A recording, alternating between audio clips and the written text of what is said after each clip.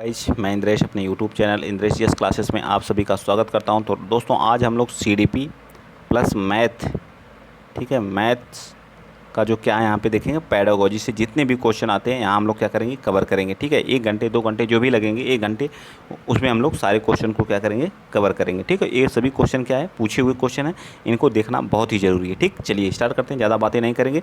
और सीटेट वाले तो विशेषकर सीटेट वालों के लिए ही एक क्लास डिजाइन है। ठीक है, तो सीटेट वालों आप लोगों की इतनी मैंने क्लास ले लिया है, तो आप लोग वहाँ से रिवीजन करते रहिए और मुझे जो इंपॉर्टेंट लगेगा वो चीज़ें आप लोगों को ज़रूर कराऊंगा। ठीक है, थोड़ा सा वीडियो वालों के साथ थोड़ा सा बिजी हूँ, आप लोगों को दरकिनार नहीं किया हूँ, पर डे क्लास देता हूँ और आप लोग को रिवीजन करते रहिए। ठीक है, हिंदी तो आप लोग वहीं से करिए, ठीक है, और बाकी चीज़ें भी आप लोगों को प्रोवाइड करता रहूँगा। ठीक, चलिए स्टार्ट करते हैं।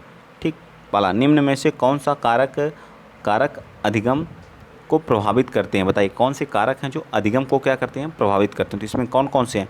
तो आपका अभिप्रेरण यानी मोटिवेशन करता है, आप मोटिवेशन आपको प्रभावित करता है कि नहीं? आपके अधिगम को, सीखने वाली चीज़ को प्रभावित करता है, बिल्कुल करता है। सामाजिक संदर्भ, समाज आपको प्रभावित करता है, बिल्कुल करता है। संवेग आपके जो हो गए, ठीक, वो भी करते हैं। और क्या करता है आपका शिक्षा, शास्त्रीय उपागम, ये चारों हमारे क्या करते हैं, अधिगम को क्या करते हैं, ये चारों हमारे अधिगम को क्या करते हैं, प्रभावित करते हैं। ठीक है, याद रखेंगे, जिसको हम सीखने वाली चीज़ें होती हैं वो हमारे समाज भी हमें प्रभावित करता है। हमारा अभिप्रेरण यानी मोटिवेशन 2 प्रकार का होता है, एक इंटरनल होता है, एक एक्सटर्नल होता है। इंटरनल वो अभिप्रेरण होता है जब हम खुद से क्या होते हैं, मोटिवेट होते हैं, किसी चीज़ को अपने अंदर से हमें करने का जुनून और जज्बा, कि इस बार में सीटेट निकालना है तो निकालना है। ठीक, ये हमारा क्या हो गया, अंदर से भावना जग रही, तो इसको हम कहेंगे आंतरिक अभिप्रेरण। जब हम किसी की वीडियो को देख करके, मोटिवेशनल वीडियो आप लोग देखते होंगे, वीडियो को देख करके आप जब पढ़ना स्टार्ट करते हैं तो उसको हम लोग कहते हैं वाह अभिप्रेरण। ठीक है, तो इस तरह से इसका राइट आंसर क्या आ जाएगा, डी पार्ट बिल्कुल सत्य आ जाएगा। ठीक है, समझ में आ गया होगा। चलिए फटाफट देखते हैं, क्योंकि आप लोग ये सारी चीज़ें आप लोग पढ़ चुके हैं, तो मैं थोड़ा सा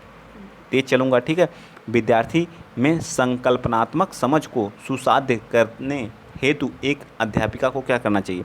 बताइए, एक अध्यापिका को क्या करना, छात्रों को केवल, अब देखिए, केवल की जहाँ बात आ जाएगी, यंत्रवत की जहाँ भी बात आ जाएगी, वो वैसे में पॉजिटिव निगेटिव टैग कराएं, वैसे ही गलत हो जाएगी। ठीक है, संकल्पनाओं के वार्तालाप, उदाहरण और गैर उदाहरण को सम्मिलित नहीं, बिल्कुल करना चाहिए, नहीं करना चाहिए, करना चाहिए। तो ये वैसे गलत हो गया। ये भी, जो प्रस्तुत किया गया है और जो पहले से ही ज्ञात है, उन दोनों में संबंध स्थापित करने का अवसर की बात यहाँ देखिए कर रहा, ये बिल्कुल सत्य हो जाएगा। ठीक, अवसर की बात कर रहा है, और जो ज्ञात है और जो न ज्ञात है, दोनों के बीच में संबंध स्थापित करके बच्चे को अवसर प्रदान करना चाहिए, बिल्कुल सत्य। अब व्याख्यान विधि की जहाँ बात करेगा वो तो अपने आप कट जाएगा। ठीक है, समझ में आ गया होगा। चारों ऑप्शन यहाँ मैंने डिटेल से बता दिया। चलिए आगे चलते हैं। नेक्स्ट क्वेश्चन नंबर 3 बताइए।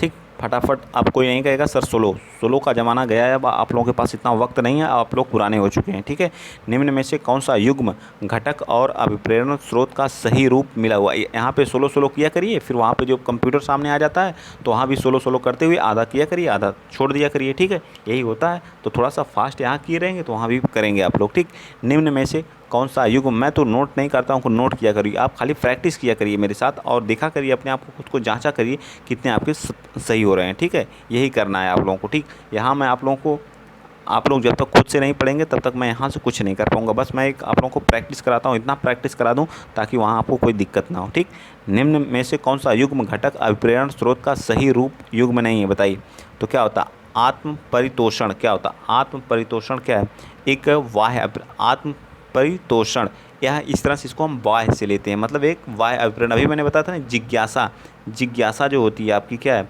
बताइए, इसमें से पूछा है कौन सा स्रोत जिज्ञासा, जिसको बोलते हैं क्यूरियोसिटी, रुचि क्या होती है आपकी, रुचि क्या होती है, आंतरिक अभिप्रेरण है। और क्या कर रहा है, नगद पुरस्कार क्या आंतरिक अभिप्रेरण है, रुचि जो होती है बाह्य अभिप्रेरण है। बताइए कौन सा हमारा इसका राइट हो जाएगा? पूछा है अभिप्रेरण स्रोत का सही रूप मिला युग्म है, बताइए कौन सा, थर्ड का। तो हमारा जिज्ञासा जो हमारी क्यूरियोसिटी होती है, यह हमारी क्या होती है, आंतरिक अभिप्रेरण का क्या होती है, हिस्सा होती है। ठीक, चलिए आगे चलते हैं। क्वेश्चन नंबर 4 कह रहा, अधिगम का सामाजिक संरचनात्मक विचार अधिगम प्रक्रिया का महत्व पर जोर देता है, पारस्परिक क्रिया पर या फिर दंड पर? तो दंड और इस पर तो देगा नहीं, आनुवांशिकता पे भी नहीं, अटल शिक्षा शास्त्रीय उपागमों पर ये भी नहीं है, तो हमारा क्या आ जाएगा, पारस्परिक क्रियाओं पर। ठीक है, अधिगम जो हमारे सामाजिक संरचना विचार अधिगम प्रक्रिया में जो पारस्परिक क्रियाएं की महत्व पर क्या करता है, जोर देता है। ठीक, आ जाइए आगे चलते हैं। क्वेश्चन नंबर 5 बताएंगे आप लोग। अधिगम अधिगम के संदर्भ में निम्न में से कौन सा कथन सही है? परीक्षाएं ही अधिगम का चरम लक्ष्य है? क्या सीखने का जो तो परीक्षा ही चरम लक्ष्य है? बिल्कुल गलत बात है। ठीक है, सिर्फ परीक्षा ही जरूरी नहीं है। अधिगम एक निष्क्रिय प्रक्रिया, ये तो बिल्कुल गलत कर रहा है। निष्क्रिय प्रक्रिया नहीं, सक्रिय प्रक्रिया होती है। जब तक बच्चा और टीचर दोनों सक्रिय नहीं रहेंगे तब तक अधिगम हो नहीं सकता है। ठीक, भावों का अधिगम प्रक्रिया पर कोई प्रभाव नहीं पड़ता? बिल्कुल पड़ता है। भाव जो हमारे होते हैं उनका प्रभाव पड़ता है हमारे अधिगम प्रक्रिया पर। अधिगम एक जटिल प्रक्रिया, बिल्कुल सत्य बात है। जटिल प्रक्रिया है जिसमें अधिगमकर्ताओं की सक्रिय संलग्नता जरूरी है। अभी मैंने बताया था ना, क्या है, सक्रिय सहभागिता बहुत जरूरी है। ठीक, आगे आ जाइए। क्वेश्चन नंबर 6 क्या कह रहा है कि बच्चों के अधिगम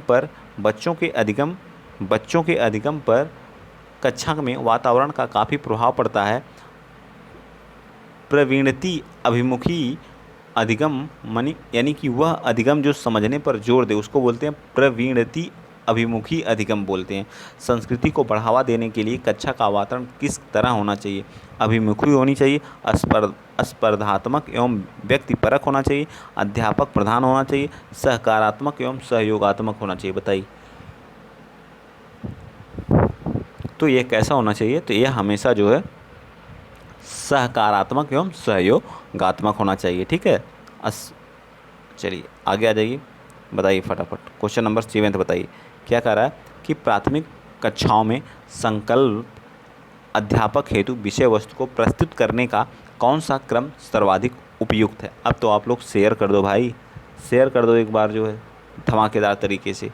पुनः आप लोगों की क्लास एकदम धमाकेदार तरीके से और मिक्स्ड क्वेश्चन एकदम स्टार्ट कर दिया है। ठीक है, चलिए क्वेश्चन नंबर 7 बताइए तो क्या है।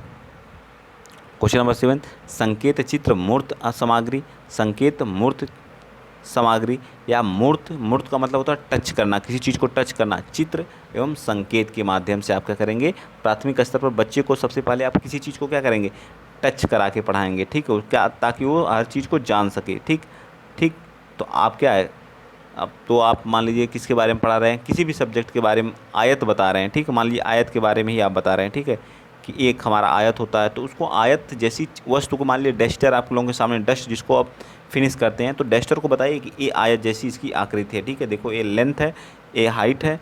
ठीक है, और इन सबको मिलाने के बाद इसके दोनों साइड क्या होते हैं, आपस में बराबर होते हैं। ठीक है, आमने सामने की भुजा क्या होती है, बराबर होती है। इसमें 4 जो है क्या बनते हैं, 90 डिग्री के एंगल बनते हैं। तो जान जाएगा कि अच्छा यही होता है रेक्टेंगल। इस तरह की वस्तुएं हमारी क्या होती हैं, रेक्टेंगल कहलाती हैं। ठीक है, फिर उसको चित्र के माध्यम से आप ब्लैक बोर्ड पर जो है उसको चित्र बना के समझाइए, फिर उसको संकेत के माध्यम से बताइए। तो इस तरह बच्चा क्या करेगा, सीख जाएगा। ठीक है, एक प्राइमरी स्तर का बच्चा। चलिए आगे चलते हैं। किसी समस्या समाधान कौशल को किस प्रकार बढ़ाया जा सकता है? उपकरण सामग्रियों के परंपरागत इस्तेमाल पर ध्यान देकर के समस्या के मानक प्रारूपों को में प्रस्तुत करके या समाधानों के वैकल्पिक तरीकों को मान करके। बताइए 8 का राइट आंसर क्या आ जाएगा। तो समाधान के वैकल्पिक तरीकों को मान करके, यंत्रवत तो बिल्कुल गलत है, समस्याओं के मानकों को ये भी गलत है। ठीक, तो हमारा राइट आंसर समाधानों के वैकल्पिक तरीकों को मान करके ही हम समस्या समाधान के कौशल को क्या कर सकते हैं, बढ़ा सकते हैं। नेक्स्ट क्वेश्चन नंबर 9 से देखिए क्या कह रहा है कि बच्चों को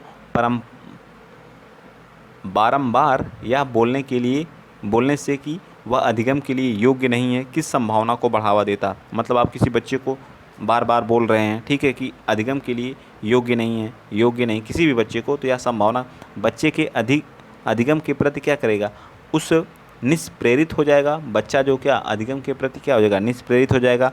अधिगम की गति में तेज़ी आ जाएगी। बच्चा अधिगम के प्रति अप्रेरित होगा, बच्चे पर कोई प्रभाव नहीं पड़ेगा। बताइए, तो आसानी से कर सकते हैं, बहुत आसान है। क्या हो जाएगा, निष्प्रेरित हो जाएगा। तो हमेशा बच्चे को ये आपको नहीं कहना कि आप ये नहीं कर सकते, वो नहीं कर सकते, तो आपका कोई फ़र्ज नहीं होता है एक टीचर का। आगे चलिए, क्वेश्चन नंबर आप बताएंगे 10th। क्वेश्चन नंबर 10th देखिए क्या करा कि अधिगम प्रक्रिया के बारे में निम्नलिखित में से कौन सा कथन गलत है? अधिगम एक निरंतर प्रक्रिया है, बिल्कुल सत्य है। अधिगम क्या, एक निरंतर चलने वाली प्रक्रिया है। ठीक है, और अधिगम प्रक्रिया की त्रुटि और गलती क्या होती है, अप्रासंगिक होती है। क्या होती है, अप्रासंगिक होती है। तो गलत बात है। ठीक है, गलत बात है। गलत का आंसर हमेशा क्या देना, गलत ही देना। इसका राइट आंसर क्या आ जाएगा, अप्रासंगिक नहीं होती है, प्रासंगिक होती है। अधिगम प्रक्रिया की त्रुटि और गलतियाँ क्या होती हैं, प्रासंगिक होती हैं। अधिगम व्यक्ति एवं पर्यावरण कारकों पर आधारित, बिल्कुल सत्य। अधिगम चक्रीय रूप से होता है, मतलब चक्रीय रूप से होता है, अनुरेखीय रूप से नहीं होता है। ये भी याद रख लीजिएगा, ये सभी क्या है, अधिगम की परिभाषा याद रखिए करिए, ठीक है, चारों ऑप्शन को। चलिए आगे बता दीजिए। क्वेश्चन नंबर 11, शिक्षा की समकालीन नीतियों के अनुसार दिव्यांग बच्चों की शिक्षा के लिए, ये सारी चीज़ें मैंने शिक्षा से संबंधित जो हमारी नीतियाँ थी मैंने सब कुछ कराया है, ठीक है। सीडीपी में जो मैंने पूरा सीडीपी का सिलेबस ही ख़त्म कर दिया है टॉपिक वाइज, ठीक है, जो इम्पोर्टेंट है, जो पूछे जाने योग्य हैं, ठीक। बताइए, केवल व्यवसायिक शिक्षा पर तो बात ही नहीं करना है, ठीक है।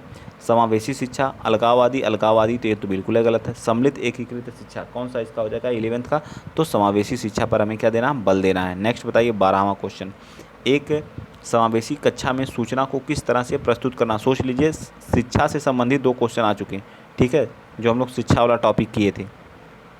केवल शाब्दिक रूप से, केवल दृश्य रूप से, केवल मौखिक रूप से, बाहुल्य से। बताइए 12th का, तो बाहुल्य रूप से हम कर सकते हैं, ठीक।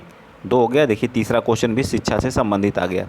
अब बताइए एक ही टॉपिक से अभी क्वेश्चन मैंने तीन क्वेश्चन फंसा चुका।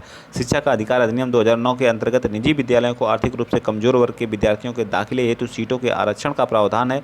इन छात्रों को सफल समावेशन हेतु एक अध्यापक को किस तरह के शिक्षा शास्त्र का इस्तेमाल करना चाहिए। भेदभावात्मक, बिल्कुल गलत है, ठीक है। अलगाव वाली बातें तो करना नहीं है, ठीक है। तो दोनों ऑप्शन कट गए, वैसे ही कट गए। तो बचा कौन था, साम्यता पर आधारित। बच्चे के साथ हमेशा साम्यता पर आधारित क्या करना चाहिए, इस्तेमाल करना चाहिए, ठीक है, समानता पर भी नहीं, ठीक। तो राइट आंसर हमारा क्या जाएगा, सी पार्ट। शिक्षा से संबंधित 3 क्वेश्चन। अब देखिए जो हम लोग विकार पढ़े थे, ठीक है, विकार को देखिए, गुणज वैफल्य सीधे तौर पर निम्न में से, यहाँ सीधे होना चाहिए, सीधे तौर पर निम्न में से किस प्रकार से संबंधित है। गुणज वैकल्य जो होता है, दूसरों के प्रेरक इरादों को समझने को प्रभाविता, संगीतज्ञ योग या गणितीय संकल्पनाओं के अधिगम में कठिनता। जब आपको गुणज वैकल्य है, ठीक है, डिसकैलकुलिया इसको बोलते हैं, तो इसमें गणितीय संकल्पों के अधिगम में कठिनता से, ठीक। ये सारी टॉपिक मैंने करा दिया, ठीक है, एक एक करके कराया। बच्चों में सृजनात्मकता को किस प्रकार सुसाध्य किया जा सकता है। अन्वेषण को प्रोत्साहित करके। अध्यापक केंद्रित कभी नहीं होना चाहिए, ठीक है। लगातार और दोहराने वाली भी बात, केवल अनुकरण, केवल ये भी तो यहाँ ये तो नेगेटिव ऐसे ही होता है। तो अन्वेषण को प्रोत्साहित करके आप क्या करते हैं, बच्चे को सृजन और सुसाध्य बनाया जा सकता है। आगे आ जाइए 16 क्वेश्चन नंबर। कह रहा है कि भाषा एक विचार है पर ले वाइगोत्स्की का क्या सुझाते थे। जो भाषा एवं विचार पर ले वाइगोत्स्की साहब क्या सुझाते थे, बताइए इसको। भाषा संज्ञानात्मक विकास को निर्देशित करती है। संज्ञानात्मक विकास भाषा को निर्देशित करती है। भाषा और संज्ञान में कोई संबंध नहीं, संज्ञान भाषा से स्वतंत्र है। तो 16 का राइट आंसर ए पार्ट हो। भाषा संज्ञानात्मक विकास को क्या कर सकती है, निर्देशित करती है। ये आप लोग याद रखेंगे। आगे आइए। एक घोड़े को देख करके एक 3 वर्षीय बालक चकित होकर के बोली, वाह इतना बड़ा कुत्ता। जिन पियाजे के संज्ञानात्मक विकास के सिद्धांत के अनुसार बालिका की यह प्रतिक्रिया निम्न में से किस तरह के। जब बच्चा छोटा रहता है तो उसे बता दिया जाता है जिसके पास 4 पैर हैं, ठीक है, 4 पैर हैं, वो क्या है, कुत्ता है, सफ़ेद होता है और कुत्ता है, ठीक है। तो उसने एक सफ़ेद घोड़े को देख लिया, ठीक है, सफ़ेद घोड़े के देख लिया और काफ़ी लंबा बड़ा था, तो उसने क्या बोल दिया कि इतना बड़ा कुत्ता, ठीक है। देखिए अभी बच्चा है तो वह किस तरह का, उसके अंदर किस तरह की भावना, उसने क्या कर लिया, समावेशन कर लिया अपने अंदर, उस तरह के क्या कर लिया, समावेशन कर लिया कि इस तरह की जो भी चीज़ें रहेंगी वो क्या होंगी, कुत्ता ही होंगी, ठीक है। तो जिन पियाजे के कौन से प्रतिक्रिया का सिद्धांत है, बताइए। तो क्वेश्चन नंबर 17 का बताइए। तो 17 का राइट आंसर ए आ जाएगा। उसने क्या कर लिया, खुद को उसी में समावेशित कर लिया, ठीक है। चलिए तो राइट आंसर क्या होगा, आत्मसातकार का, ठीक। नेक्स्ट क्वेश्चन नंबर आप बताएंगे 18 क्या कह रहा है कि निम्नलिखित कथनों में से बुद्धिमत्ता के बारे में कौन सा कथन सही है। बुद्धिमत्ता केवल बुद्धिलब्धि परीक्षणों द्वारा ही मापा जा सकता है, या फिर जो है तो गलत बात है, ठीक। बुद्धिमत्ता संबंधित व्यक्तिगत भिन्नताओं में आनुवंशिकता की कोई भूमिका बिल्कुल होती है, ये गलत बात है, लेकिन ये कार्य नहीं होती, हमको सही बताना। एक क्षेत्र में उच्च बुद्धिमत्ता एवं अन्य क्षेत्र में उच्च बुद्धिमत्ता सुनिश्चित करती है, ये भी गलत बात है। ये और क्या कह रहा है, बुद्धिमत्ता विद्यालय में बेहतर प्रदर्शन करने की योग्यता से अधिक होती है, बिल्कुल सत्य बात है। तो डी पार्ट हमारा क्या आ जाएगा, राइट आंसर हो जाएगा 18 का। चलिए 19 बताइए। 19 क्या करा, लेव-वाइगोत्स्की के सिद्धांत के अनुसार निम्न में से कौन सा अध्यापन अधिगम प्रक्रिया को पाड़ प्रदान करता। पाड़ प्रदान करने में की प्रभावशाली प्रक्रिया, समस्या के समाधान हेतु स्थिर पद दर पद निर्देश देना, बताइए, या गलत जवाबों को बच्चों को दंडित करना। ये तो दंडित वाली बात दोनों गलत है। समस्या के सुलझाने के दौरान अगर बच्चे को किसी बिंदु पर अटक जाए, पाड़ देने का मतलब हेल्प देना, ठीक है, हेल्प देना। पाड़ देने का मतलब क्या होता है, हेल्प देना। हेल्प देने का मतलब क्या होता है, जैसे आप साइकिल चलाना सीख रहे हैं, ठीक है, आपको साइकिल चलाना नहीं आ रही है तो आपका भाई बहन, बड़े भाई बहन आपको क्या करते हैं, सपोर्ट करते हैं, पकड़ते हैं पीछे से कि हाँ तुम चलाओ, मैं पीछे से हूँ, तो आप क्या करते हैं, सीखते हैं उस चीज़ को। या फिर आपको कोई क्वेश्चन नहीं आता, अध्यापक वहाँ आपको हेल्प कर देता है, उसी को कहा जाता है समस्या को सुलझाने के दौरान अगर बच्चे के किसी बिंदु पर अटक जाए तो उसे संकेत और इशारे देना ही हमारा क्या कहलाता है, पाड़ कहलाता है। ठीक है, चलिए आगे बताइए। क्वेश्चन नंबर क्या कौन सा 20 क्या कह रहा है कि एक अध्यापक है जो विश्वास करता है कि बच्चे विभिन्न गतियों और अलग अलग तरीक़ों से सीखता है। आप अपनी कक्षा में ऐसा आकलन योजना करेंगे जो सभी विद्यार्थियों के लिए समान हो, केवल वस्तुनिष्ठ प्रश्नों को सम्मिलित करे, बच्चे को सीखने के तरीके से संबंधित ना हो। तो इसका राइट आंसर क्या आ जाएगा 20 का इन चारों में से नहीं, हमारा लास्ट आकलन को अलग अलग तरीक़ों पर आधारित करना। राइट आंसर क्या आ जाएगा, डी पार्ट बिल्कुल सत्य हो जाएगा। ठीक, आगे आ जाइए। अब हम लोग क्या टारगेट हम बनाए हैं क्या कि एक साथ जो 2 क्लास लेंगे, ठीक है, एक हम मैथ का पेडागोजी करा दिया करेंगे और क्या करा दिया करेंगे, सीडीपी एक साथ, और प्लस जो है अगर अच्छा लगेगा तो प्लीज़ ज़रूर बताइएगा। ठीक, चलिए निम्नलिखित में से कौन सा उम्र समूह जीन पियाजे के संज्ञानात्मक विकास के सिद्धांत के मूर्त संक्रियात्मक चरण है।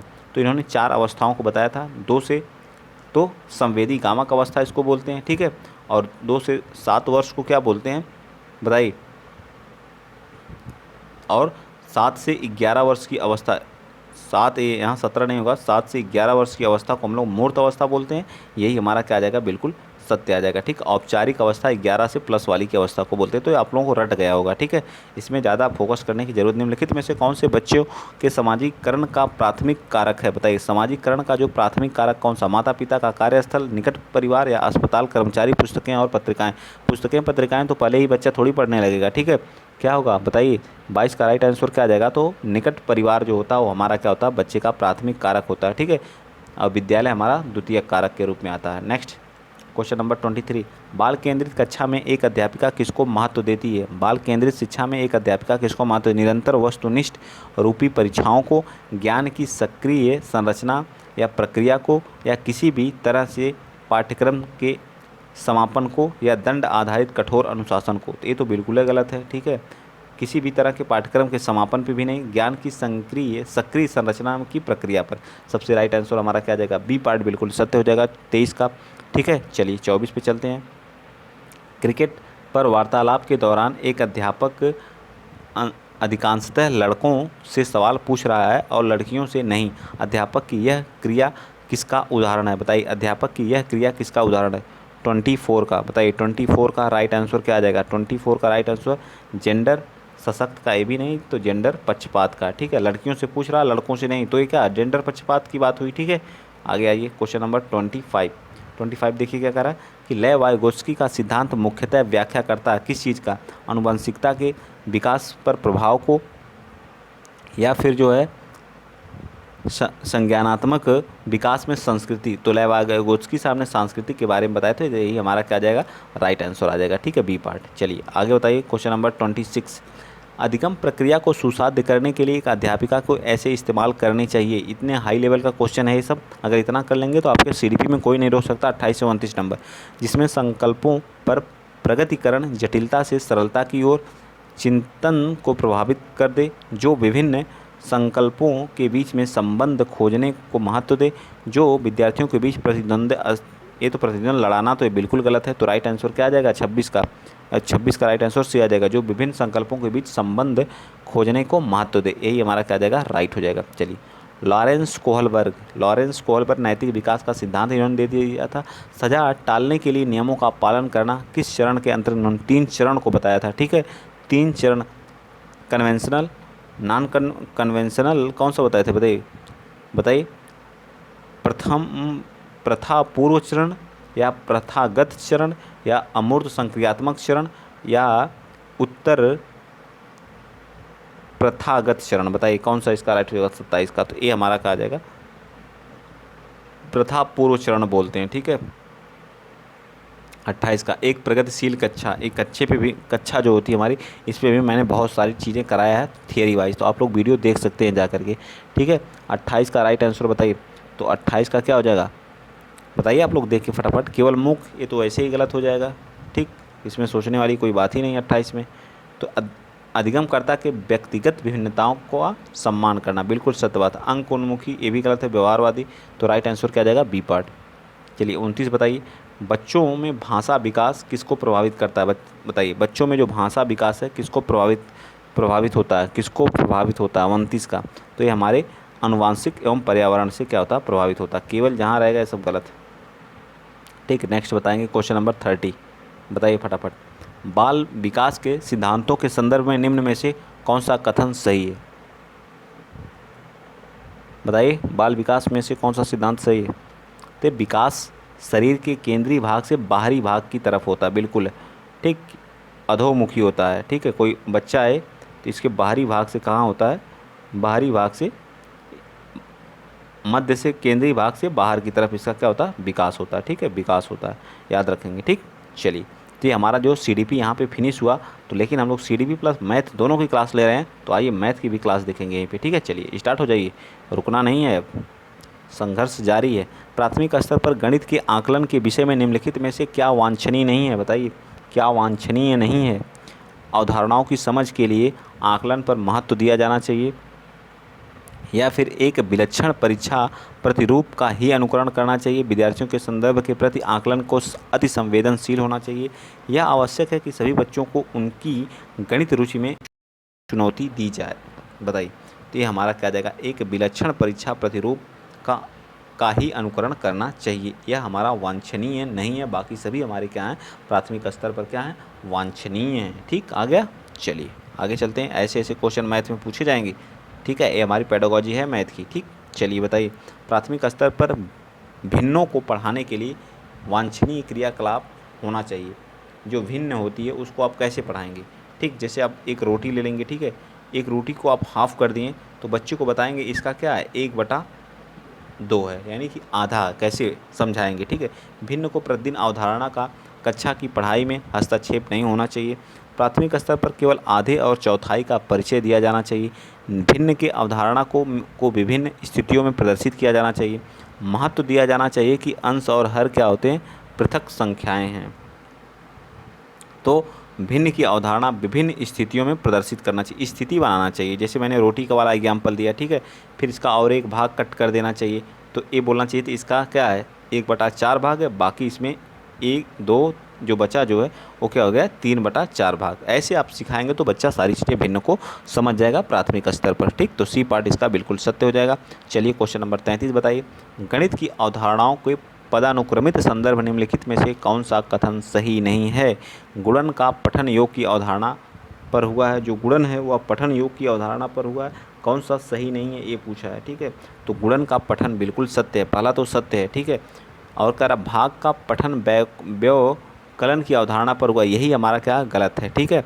पूर्णांकों का गठन प्राकृतिक संख्याओं की अवधारणा पर हुआ, बिल्कुल जो हमारे पूर्णांक होते हैं वो हमारी प्राकृतिक संख्याओं पर ही होते हैं। भिन्नों का गठन दशमलव की अवधारणा पर हुआ, बिल्कुल हुआ है, ठीक है, इनका भी हुआ। तो गलत हमारा कौन सा है, ये हमारा बी है, और गलत का आंसर हमेशा हम क्या होता है गलत होता है, तो बी पार्ट क्या होगा इसका बिल्कुल सत्य हो जाएगा, ठीक है। आगे आ जाइए, आगे क्या कह रहा है क्वेश्चन नंबर 34 कह रहा है कि किसी निम्नलिखित में से मुक्त सिर वाले प्रश्न को पहचानिए। मुक्त सिर वाले प्रश्न को, एक गत्ते के डिब्बे का आयतन कितना है 480 मीटर क्यूब है। यदि इसकी लंबाई और चौड़ाई 10 मीटर और 8 मीटर है तो इसकी ऊंचाई क्या हो जाएगी? तो आप आसानी से निकाल सकते हैं। आयतन क्या होता है इसका, आयतन पहले वाले से तो आयतन निकल ही जाएगा। आयतन बराबर क्या होता है, आयतन, ठीक है, क्या होता है L × V × H, ठीक है, लेंथ, ठीक है।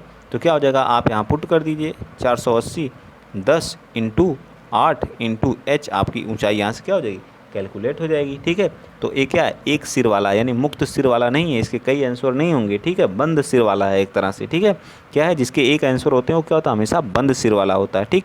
तो आप यहाँ से H निकाल लेंगे तो 0 से 0 6/48 यानी कि 6 बराबर क्या आ गया, 6 आ गया। और कोई तरीका है इसका निकालने का? और तो नहीं है, तो बंद वाला सिर वाला हो गया। ठीक है, आगे देखिए अगला ऑप्शन देख लीजिए। ऑप्शन क्या कर रहा है, एक गत्ते के डिब्बे की चौड़ाई उसकी लंबाई की 3/4/5 है, तो ऊंचाई चौड़ाई की 3/4 है। यदि डिब्बे का आयतन, इससे भी निकल जाएगा, इससे भी आप निकाल लेंगे। ठीक है, आराम से निकल जाएगा। ठीक है, इससे भी निकल जाएगा। एक आयताकार खेत का क्षेत्रफल 480 है। आयताकार है, ठीक है, 480 है, आयतनुमा है, जिसकी लंबाई और चौड़ाई यानी कि लेंथ और विड्थ, तो इसको क्या लिख सकते हैं बताइए? यह क्या हो सकता है? इसको किस में ब्रेक कर लीजिए, 6/48 यानी कि इसको 60 और क्या कर सकते हैं, 60 और 40, 60 और 4 भी लिख सकते हैं। ठीक है, और क्या लिख सकते हैं बताइए? और इसको ब्रेक कर लीजिए, 15 चौक का, इसको 15 लिख लीजिए और इसको 16 लिख लीजिए। होगा कि नहीं? 6/25 ये भी हो सकता है, और बहुत सारे बनेंगे। ठीक, तो यही हमारा क्या फ्री वाला है, फ्री मुक्त अंत वाला। तो ये राइट आंसर हमारा क्या आ जाएगा, सी पार्ट बिल्कुल सत्य हो जाएगा। चलिए क्वेश्चन नंबर 35 बताइए। जिसके कई आंसर हों वह हमारा क्या होगा, मुक्त अंत वाले प्रश्न होते हैं। क्षेत्रफल के मापने के संदर्भ में निम्नलिखित में से कौन सा कथन सही नहीं? अगर आपको क्षेत्रफल मापना है तो कौन सा कथन सही नहीं है बताइए? किसी चीज़ का क्षेत्रफल मापना है बताइए, तो आप क्या, जैसे मतलब आयत का ही क्षेत्रफल मापना, आपको लेंथ भी पता होनी चाहिए और क्या विड्थ, मतलब लंबाई और चौड़ाई दोनों क्या होना, पता होना चाहिए आयत के लिए। ठीक है, जब पता रहेगी तभी आप इसका क्या निकाल पाएंगे, क्षेत्रफल निकाल पाएंगे ना। आयत का क्षेत्रफल क्या होता है, लंबाई गुणे क्या होता है, चौड़ाई। ठीक है, लंबाई गुणे चौड़ाई। देखिए विद्यार्थियों को अवसर दिया जाना चाहिए कि वे विभिन्न सूत्रों की खोज करें। क्या ये है, सूत्र की खोज कर लेगा, निकाल लेगा बच्चा? क्वेश्चन नंबर 35, ये तो गलत बात है। ठीक है, क्षेत्रफल मापने वाले सूत्रों को क्षेत्रों के अनुमान से पहले पढ़ाया जाना चाहिए। बिल्कुल सही बात है। ठीक है, ये हमारा क्या है, सत्य। मापन के औपचारिक मानकों के परिचय, और ये तो गलत बात है, ग्रिड पद्धति अपनाना ही नहीं है। ठीक है, टाइलिंग भी नहीं अपनाना है। ठीक, चलिए क्षेत्रफल में आगे आ जाइए। क्वेश्चन नंबर 36 क्या कह रहा है कि निम्नलिखित में से विद्यार्थियों के त्रिविमी का मतलब 3D जो होते हैं, त्रिविमी द्विस्थान समझ के लिए विकसित करने के लिए संभवतः सही नहीं है। भारत में मानचित्र में विभिन्न शहरों की दूरी का परिकल्पना करनी चाहिए। त्रिविमी के लिए बिल्कुल सत्य बात है। ठीक है, मानचित्र का परिकल्पना करना चाहिए। इस परिकल्पना की दी गई रेखाओं को मोड़ने, ये गलत बात है, ये भी गलत है, ये भी गलत है। ठीक, तो राइट आंसर हमारा क्या जाएगा, ए पार्ट बिल्कुल सत्य हो जाएगा। क्वेश्चन नंबर 37 देखिए, अच्छे लेवल के मैथ में क्वेश्चन पूछता है, हल्के में आप लोग ले लेते हैं, इसलिए मैथ में अच्छे नंबर नहीं आते हैं। ठीक है, तो पढ़ा करिए पेडागोजी, कम से कम पढ़ के तो 15 ठो आएगी, तो कम से कम 12-13 तो कर ले जाइए। फिर बाकी इतनी आसान रहती है मैथ कैलकुलेशन, जो पूछिए मत, जो आराम से आप जो 27-28 नंबर ला सकते हैं। गणित के स्वरूप के संदर्भ में निम्नलिखित में से कौन सा सही नहीं है बताइए? गणित में प्रतिरूपों और संबंधों को पढ़ाई सम्मिलित है। गणित संख्याओं की पढ़ाई पर सीमित है। सी कह रहा है कि अमूर्तीकरण और मानस दर्शन, मतलब दृश्यीकरण, जिसको मानस दर्शन को दृश्यीकरण सम्मिलित है। गणित क्या वास्तविक संसार से जुड़ा है? बता दीजिए 37 का, तो 37 क्या हो जाएगा इसका, बी पार्ट।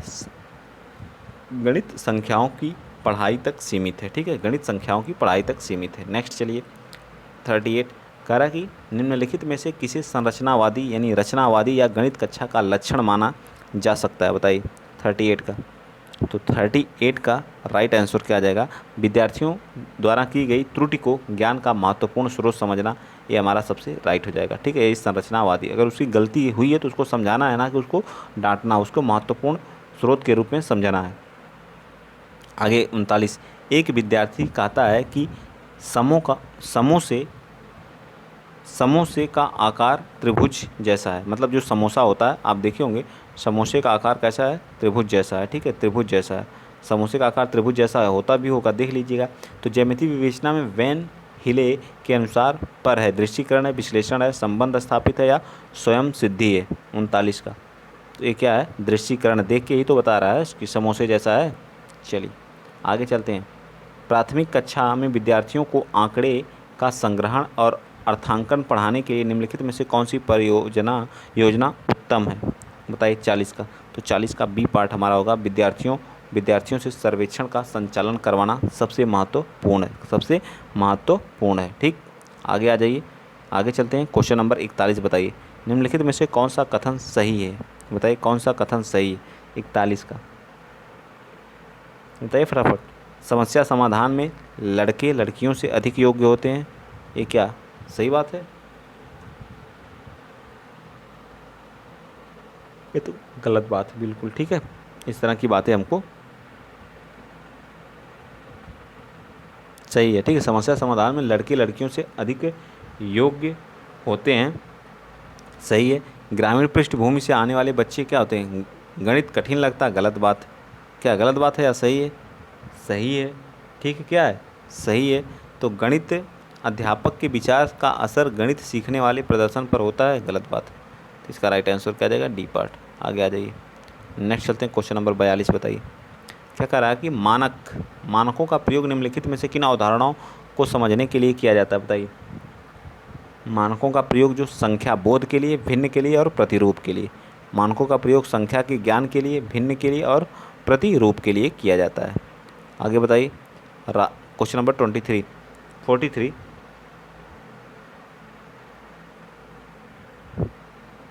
एक मिनट रुक जाइए थोड़ा सा। इसका क्या हो जाएगा? 41 था ना, 41 का राइट आंसर क्या आ जाएगा? एक गलत है। ठीक है, ए भी गलत है, ए भी गलत है। इसका राइट आंसर सी आ जाएगा। ठीक है, सी हमारा होगा। ठीक है, मैंने थोड़ी सी मिस्टेक कर दी। ठीक, तो राइट आंसर क्या आ जाएगा? सी पार्ट होगा। ठीक, इसका क्या आ जाएगा?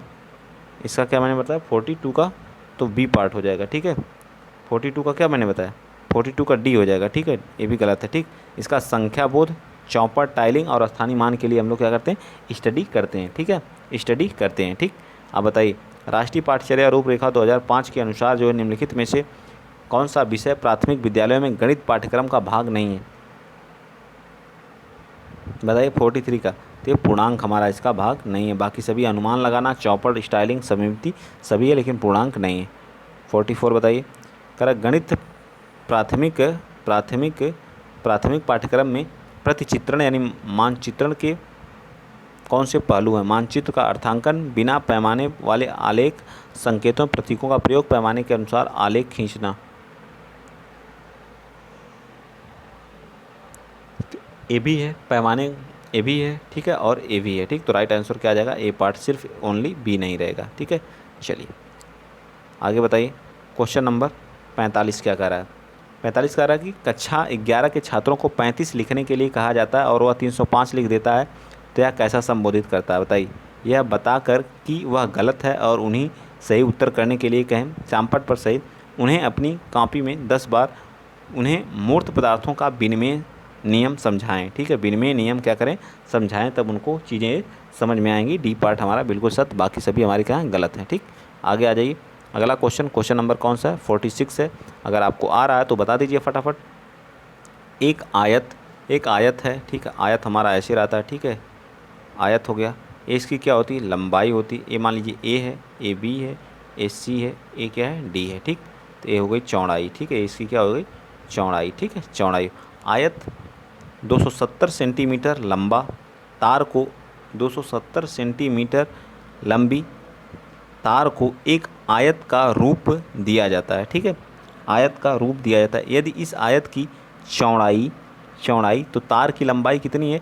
इसका यानी कि क्या हो जाएगा? पेरीमीटर मतलब क्या होता है? तो 2L + B बराबर कितना दिया है? 270 दिया है। ठीक है, 270 दिया है। ठीक, कितना दिया है? 270 दिया है। एक मिनट, यही समस्या होती है कभी कभी। ठीक, क्या दिया है? परिमाप बराबर, मैं यहाँ लिख दे रहा हूँ, परिमाप बराबर कितना दिया है? परिमाप बराबर 270 दिया है। परिमाप का फार्मूला क्या होता है? 2 लंबाई + चौड़ाई = 270। आज इसमें आपको चौड़ाई दे दिया, यानी कि b बराबर कितना दे दिया? 50 दे दिया। तो हमसे क्या पूछा? l का मान पूछा। पुट कर दीजिए, यहाँ पे 2 हो जाएगा। ये कितना हो जाएगा? 50। l b की जगह 50 कर दीजिए, 50 लिख दिए आप। 270 को पूरा लिख दीजिए। 200 इसको कैंसिल करिए 2 से, तो कितना आ जाएगा बताइए? L + 50 = 2 एकम 2, 2 तियाँ 6, 2 पाँचे 10। ठीक, तो L बराबर क्या करेंगे? 135 में से 50 माइनस कर देंगे तो 5 आ जाएगा। यहाँ कितना आ जाएगा? 7 आ जाएगा। 7 आएगा कि 8 आएगा? 8 आ जाएगा। ठीक है, ठीक, तो कितना आ जाएगा? 85 हमारा क्या आ जाएगा? Right answer. तो सी पार्ट इसका भी बिल्कुल सत्य हो जाएगा। ठीक है, तो हम क्लास को यहीं पे एंड करते हैं। अगर वीडियो आप लोगों को अच्छा लगा है तो प्लीज़ वीडियो को शेयर करिएगा, चैनल को सब्सक्राइब करिएगा। जिस तरह से अपना प्यार और सपोर्ट बनाए हुए इसी तरह से बनाए रखिएगा। एक क्लास आप बताइएगा CDP और मैथ एक साथ मैंने कराया है, अच्छा लगा है कि नहीं। तो जय हिंद, जय भारत।